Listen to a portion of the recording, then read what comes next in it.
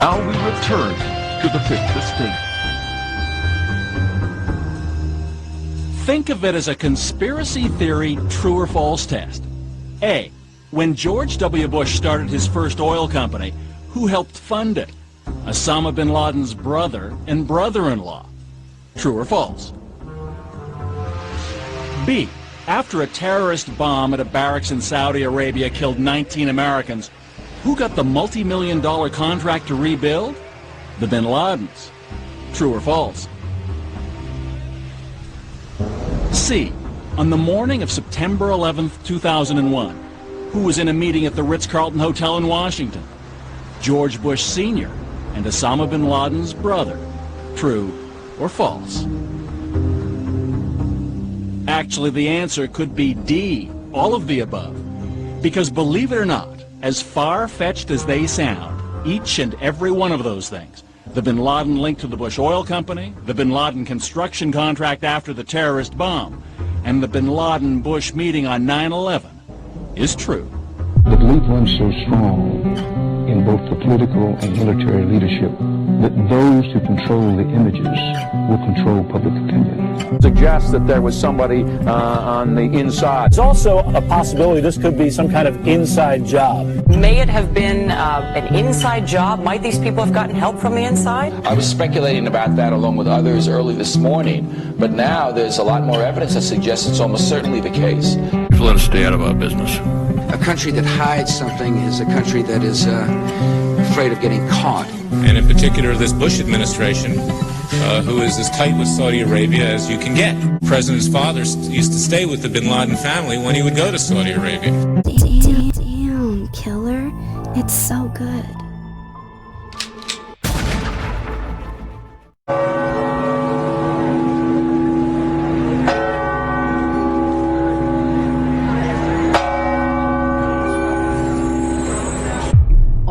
Morning in September 2001, a series of catastrophic events unfolded that would change the course of history. But beneath the patriotic haze and media spectacle, a darker truth emerges. One stitched together not by fantasy, but by forensic anomalies, improbable coincidences, damning timelines, and suppressed evidence. This is not a retelling of what you saw on television. This is a dissection of a ritual, planned, executed, and covered up in plain sight. In 1962, Operation Northwoods proposed using fabricated terrorist attacks against Americans as a pretext for war. The plan was signed by top brass and only rejected by JFK, who would be assassinated the following year. In the decades that followed, military exercises, war games, and intelligence briefings eerily mirrored what would eventually happen on September 11th. As early as 1999, NORAD ran simulations of hijacked planes crashing into US landmarks. In 2000, the Pentagon rehearsed a 757 slamming into its own walls. Charles Burlingame, a former Navy pilot who helped script those drills, would later die in the very plane alleged to hit the Pentagon.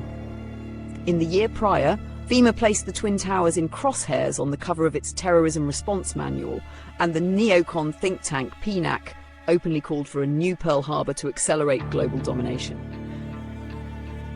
Then came the insider movements. Larry Silverstein acquired a 99-year lease on the World Trade Center just 6 weeks prior, ensuring it against terrorist attacks, despite it never having faced one in its decades-long history. He would later demand $7.2 billion in insurance claims.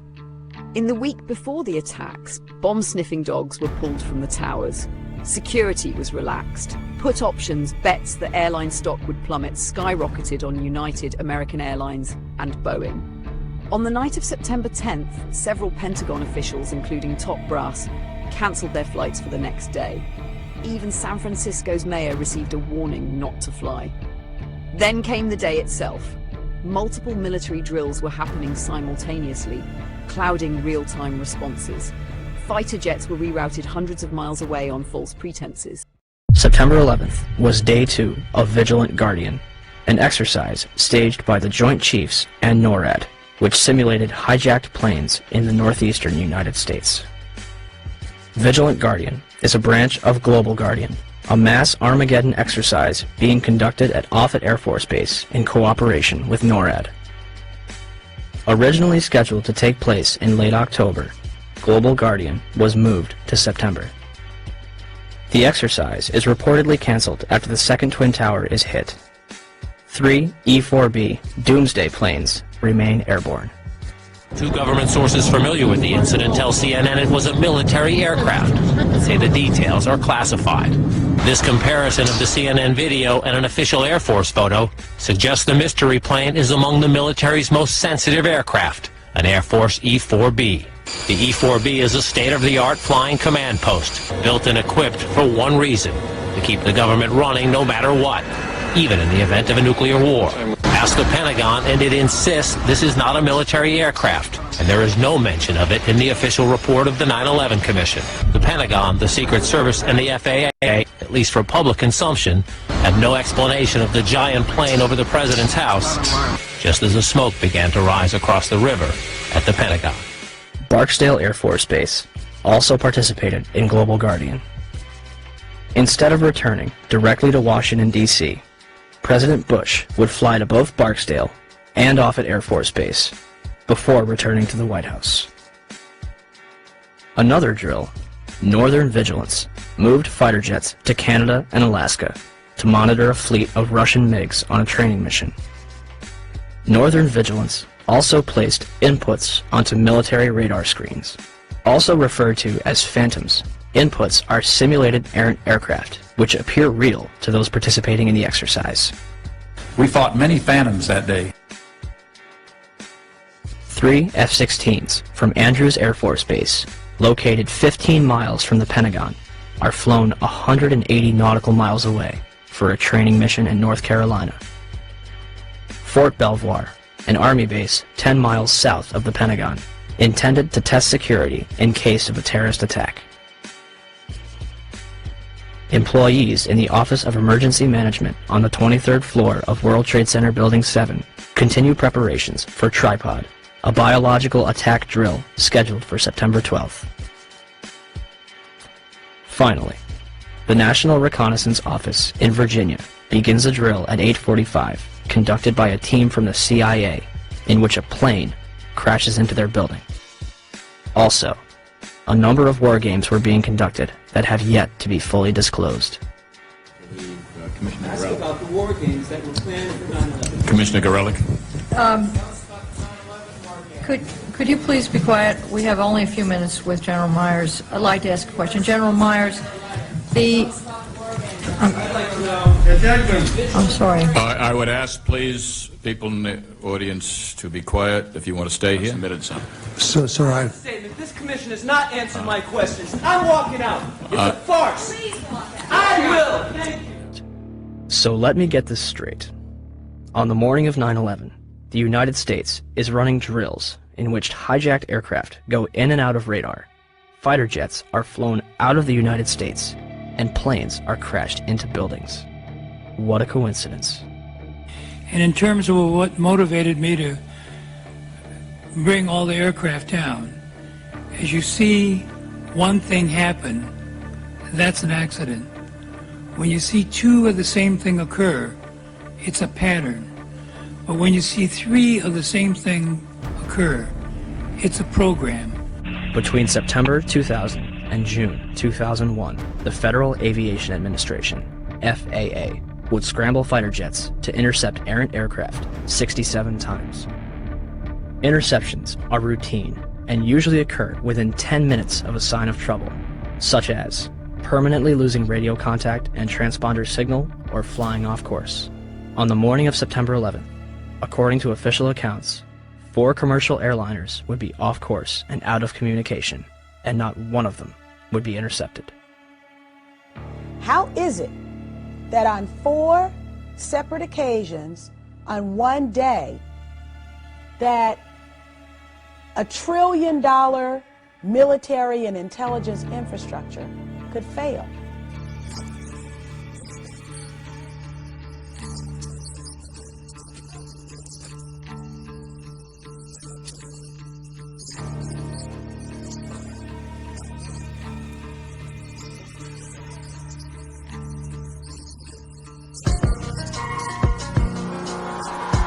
I don't think anybody could have predicted that these people would take an airplane and slam it into the World Trade Center, take another one and slam it into the Pentagon?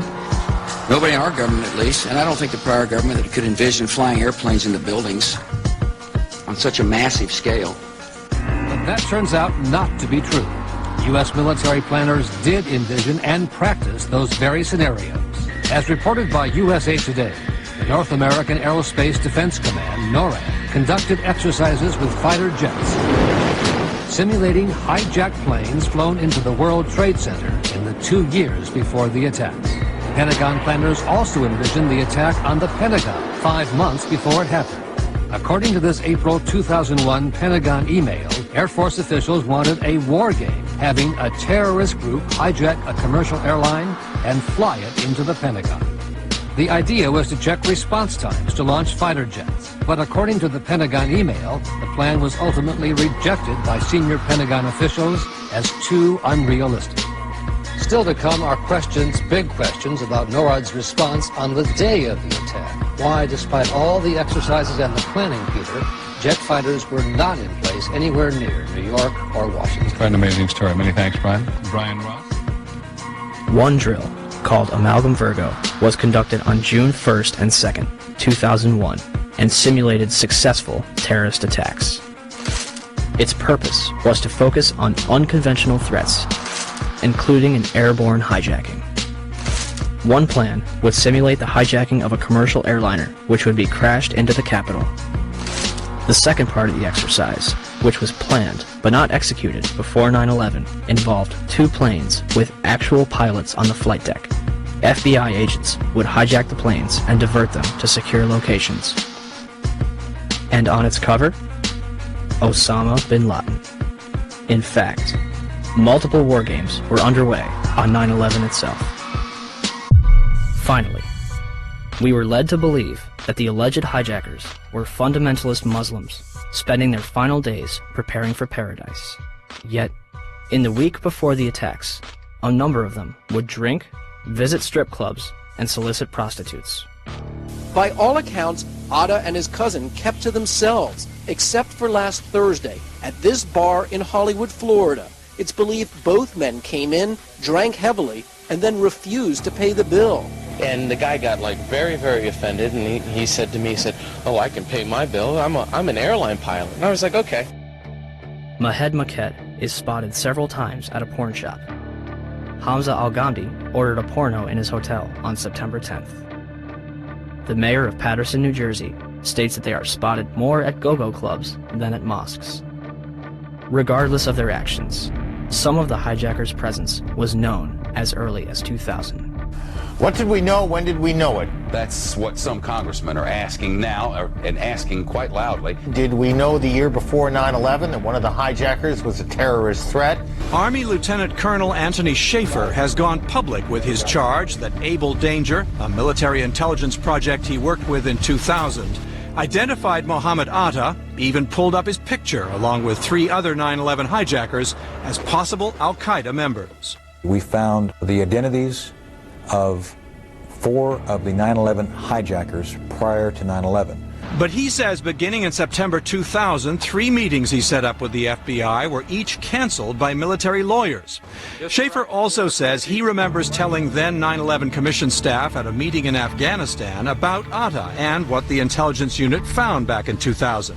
And he was surprised that it did not show up in the Commission's report. I'm told confidently by the person who did move the material over that the 9/11 Commission received 2 briefcase-size containers of documents. I can tell you for a fact that would not be 1/20th of the information that Able Danger consisted of during the time we spent. A 9/11 Commission spokesman said nothing they got from the Pentagon in early 2004 backed up Schaefer's claim, quote, "None of the documents turned over to the Commission mentioned Mohammed Atta or any of the other future hijackers." As if their funding was not suspicious enough, a number of hijackers reportedly trained at U.S. military bases. As hard as this is to believe that 2 of the alleged terrorists involved in what happened on Tuesday may have attended schools run by the U.S. military. Now, this is according to a senior defense official. Ahmed Al-Nami, Ahmed Al-Ghamdi, and Saeed Al-Ghamdi listed their address on both driver's licenses and car registrations as the Naval Air Station in Pensacola, Florida. Muhammad Atta reportedly graduated from the U.S. International Office School at Maxwell Air Force Base in Alabama. In response to a Freedom of Information Act, Captain Jason Taylor confirmed that a Muhammad Atta trained there between 1998 and 1999, but did not verify if it was the same person. Abdulaziz Alamari attended Brooks Air Force Base in San Antonio, Texas. Saeed Al-Ghamdi and others attended the Defense Language Institute in Monterey, California, as confirmed by Lieutenant Colonel Steve Butler, Vice Chancellor for Student Affairs. American media ceases investigation when the Air Force says, "We are probably not talking about the same people." Two of the hijackers, Nawaf al-Hazmi and Khalid al-Madar, rented an apartment from and lived with an FBI informant. Curiously, a number of them were reported to still be alive after the attack. On the morning of 9/11, Hani Hanyour and his 4 accomplices traveled to Dulles International Airport outside of Washington, D.C. They had spent the weeks beforehand at the Valencia Motel in Laurel, Maryland, 6 miles from the National Security Agency. All 5 will set off metal detectors and be subjected to additional screening, yet all of them proceed to board American Airlines Flight 77, which is described by the Washington Post as unusually light on passengers. Out of 188 seats, 64 would be filled. In fact, all 4 planes involved in 9/11 would be at approximately 30% capacity. The hijackers will board alongside Barbara Olson, the wife of Solicitor General Ted Olson, and a number of employees from Boeing, Raytheon, the Department of Defense, Lockheed Martin, American Airlines, the Navy, Army, and other government agencies. The pilots were Officer David Charlebois and Captain Charles Burlingame. Charles Frank Burlingame III, an aeronautical engineer and a graduate of both the Naval Academy and Top Gun Fighter Pilot School, flew F-4 fighter jets and developed anti-terrorism strategies at the Pentagon before retiring in 1989 to take a job at American Airlines. He would remain active in the reserves and anti-terrorism exercises until 1996. His Boeing 757 would be crashed into the very section of the Pentagon he used to work in. The hijackers would have only moments to subdue both Charlebois and Burlingame, remove them from the cockpit, and retain control of the airplane. Yet, the plane is hijacked without incident at 8:51 and makes an unauthorized turn to the south 3 minutes later. No mayday, no hijack code, no sign of struggle. Flight 77 will fly all the way back from the Kentucky-Ohio border, coasting for another 43 minutes against its flight path before crashing into the Pentagon without any military interception. Had Hani Hanjour wanted to inflict maximum damage, all he had to do was continue his trajectory and nose down into the roof of the Pentagon. Instead, he begins a complicated 330-degree turn, dropping 7,000 feet and exposing himself for an additional 3 minutes while executing a maneuver described by experienced pilots as nearly impossible, requiring professional expertise. In essence, an amateur pilot considered a waste of resources by instructors, who was unable to control a small Cessna in August 2001, executed this nearly impossible maneuver in a 757 with skilled precision a month later. Todd Lewis is working radar at Dulles Airport. One of my colleagues saw a target moving from the northwest to the southeast. And it was just a countdown, 10 miles west. And she notified the supervisor. 9 miles west. But nobody knew that was a commercial flight at the time. Nobody knew that was American 77. What did you think? It was a military flight of some kind? I thought it was a military flight. I thought that Langley had scrambled some fighters and... It was almost a sense of relief. This must be a fighter. Maybe one of them got up there. It was really moving fast. It was moving very fast, like a military aircraft might move at a low altitude. This must be one of our guys, sent in, scrambled to patrol our capital. The 757 will descend over Columbia Pike, flying adjacent to the Sheraton Hotel, Virginia Department of Transportation, Navy Annex, and fly past the Citgo gas station before crossing Washington Boulevard. 5 light poles are knocked out of the ground. One reportedly strikes a Washington, D.C. tower, driven by Lloyd England. Flight 77 manages to hit the only section that was reinforced to withstand a terrorist attack, including reinforced steel and blast-resistant Kevlar windows an 1.5 inches thick. The renovation, planning for which had begun in 1991, was only days away from completion. Had the plane struck anywhere else, the casualties and damage would have been far greater. An area that normally would have housed up to 5,000 occupants yielded 125 casualties. The Pentagon's outer wall had a hole approximately 20 feet in diameter on the first and second floor, and visible damage 90 feet across the first floor. I would say if it was 16 feet diameter, 20 feet tops, that's what would start me so curious. As I was trying to find something, there was no marks on the grass. Something never hit the ground. It didn't hit the heliport. I mean, it was a precision or awfully lucky hit. I mean, I don't know how it didn't bounce. I don't know how it hit directly in the side of the building without touching the ground, going as fast as it obviously was going. But I can't believe the thing is more than a garage door. At the Pentagon, the only recently reinforced section, vacant and under construction, was the exact point of impact. Donald Rumsfeld, meanwhile, was on the opposite side, untouched. But what exactly hit the Pentagon? No commercial plane debris, no wings, no engines, no fuselage. A perfectly round hole in reinforced concrete, with cable spools and glass windows left unmoved. Steel and titanium jet engines, built to withstand infernos, simply vanished. Yet human bodies, DNA intact, was somehow recovered and identified. A missile-shaped object, not a Boeing 757, left behind the footprint of a precision strike.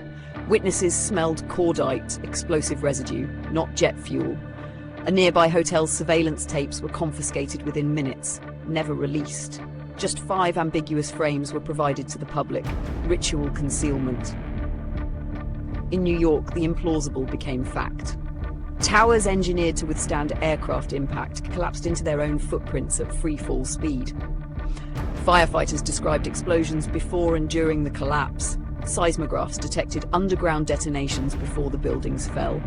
Jet fuel cannot melt steel, nor can it pulverize 420,000 cubic yards of concrete into dust. But thermite can.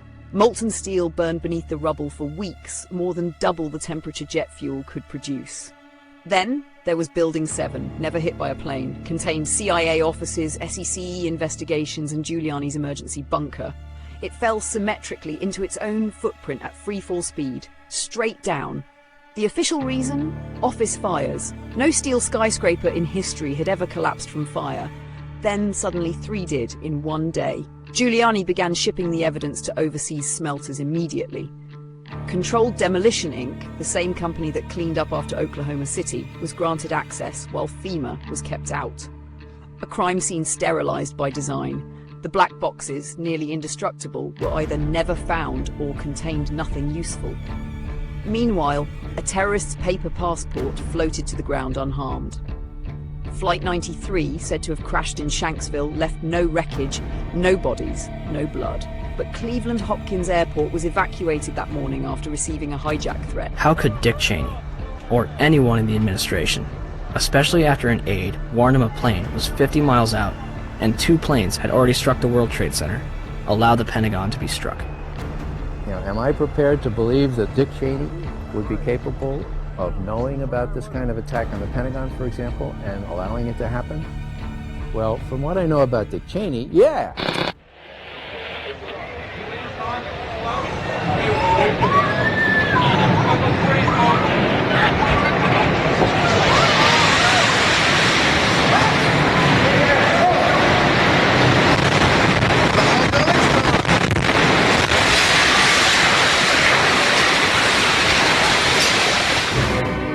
9:59, New York City, New York. The South Tower of the World Trade Center, 110 stories tall, collapses to the ground in approximately 10 seconds. 29 minutes later, the North Tower follows suit, also collapsing in approximately 10 seconds. Later that evening, at 5:20, World Trade Center Building 7, 47 stories tall, collapses to the ground in under 7 seconds. The official explanation is that falling debris from the North Tower created a series of fires inside the building. If this is true, it would be the third steel-frame skyscraper in history to completely collapse because of damage and fire. The first two would be the Twin Towers. February 23rd, 1991. One Meridian Plaza, a 38-story skyscraper in Philadelphia, burned for 18 hours across 8 floors. It is later described by officials as the most significant fire of the century. It did not collapse. October 17, 2004. A 56-story skyscraper in Caracas, Venezuela, built in 1976, burned for over 17 hours and spread across 26 floors. It did not collapse. February 13th, 1975. A 3-alarm fire broke out between the 9th and 14th floors of the North Tower. No one died. The building was unoccupied. The fire began in an electrical wiring closet on the 11th floor. There should have been fire stops to prevent it from spreading, but there weren't. The fire spread to 6 other floors. Even without a sprinkling system, fire department officials and building officials here say that there's no chance the World Trade Center could become a type of towering inferno. The fire is so intense, it leads to the installation of sprinkler systems, which would come in handy on May 19th, 1975, when 7 fires strike the complex. The South Tower had garbage fires dispersed between the 25th and 36th floor, and the North Tower had a fire on the 11th floor. 6 of the fires were minor, but the 7th on the 32nd floor of the South Tower caused heavy damage. Guess what? They did not collapse. September 11th, 2001. 2 110-story skyscrapers, completed in 1973, burned for 56 minutes over 8 floors and 103 minutes over 5 floors, respectively, before collapsing completely to the ground. Some argue that this was due to the construction of the Twin Towers. The Twin Towers were composed of 200,000 tons of steel and 425,000 cubic yards of concrete.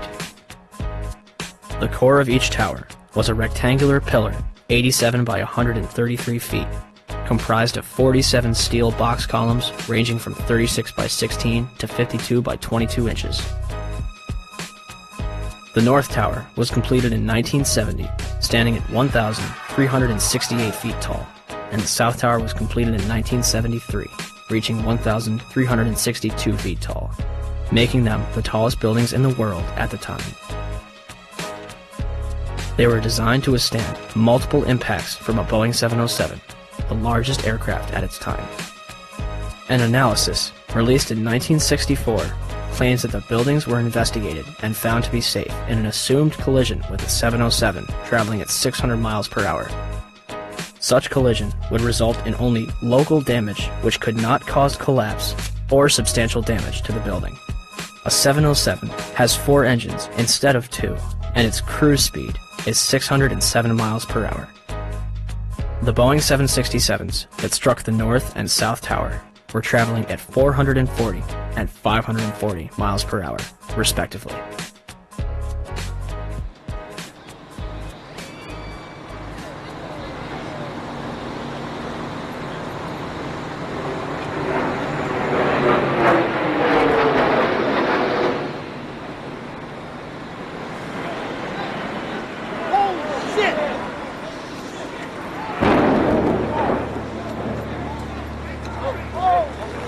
Breaking news on WCBS 880, right here, right now. I believe if we can get in touch with him, we have a witness who saw what happened at the World Trade Center. This apparently was a commuter plane that smashed into it with such force that the windows of the Pick-a-Bagel smash with a big bang. Everybody was very frightened. Did you manage to see what kind of plane it was? I couldn't tell. It was a smaller plane. It looked like a smaller plane, but I couldn't tell. I'm not really sure. A medium-sized body plane with engine on both sides. Almost like a gray-black color in nature on the plane. I would say it wasn't a huge jet, but it was a plane that sounded like it was a fighter jet overhead. I worked right next door at 74 Trinity Place. We heard the first one come in. I didn't know what it was. It sounded like a missile. Oh my God, Ed, another plane just hit the World Trade Center. Another plane. It was a medium-sized plane. Unbelievable. It would appear, Jim, as if there's more smoke coming from the ground.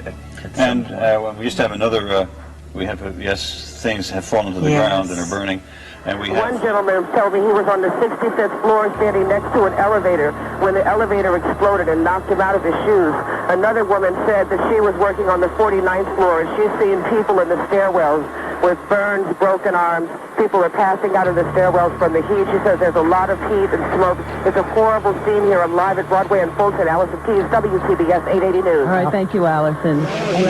Basically, there's people running around down the street. All the glass panes that are on the bottom part of the World Trade Center are all blown out. When I first heard it and ran over to the window, it looked like there was fire on the bottom floor. Well, they're ahead there. And all of this, the world... Oh, wait. Oh, my God. Oh, my God, the building fell.